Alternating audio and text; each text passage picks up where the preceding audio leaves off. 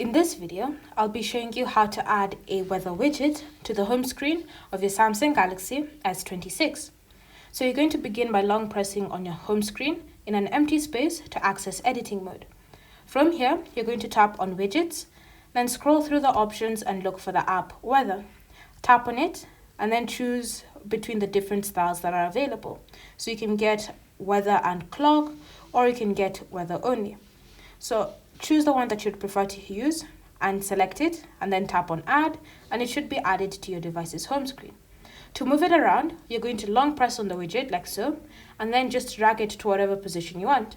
You can even drag it across home screen pages, and when you're happy with where you're going to place it, simply let go of the screen.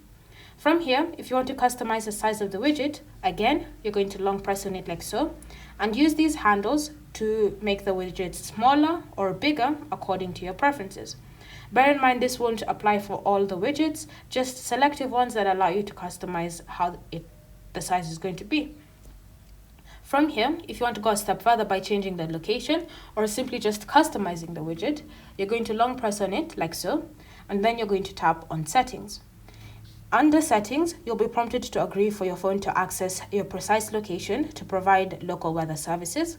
So tap on Agree, give it access, and then once it's done that, wait for it to search for your location and simply use it to determine the weather in your current area.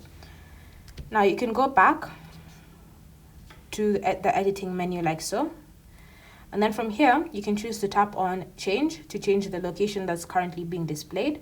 So use the search function, look for a location, and then tap on it, and it should be added to the list. To set it so that it's the location currently shown on your widget, go ahead and select it like so, and you should see it's successfully changed. You can go a step further by customizing the shape of the widget, colors that you can choose from, backgrounds, or even your font color depending on the customizations that you're making. Once you're happy with the customizations that you've made, just tap on Save to apply the changes. And that is how you can add a weather widget to the home screen of your S26. Thanks for watching, and I'll see you in the next video.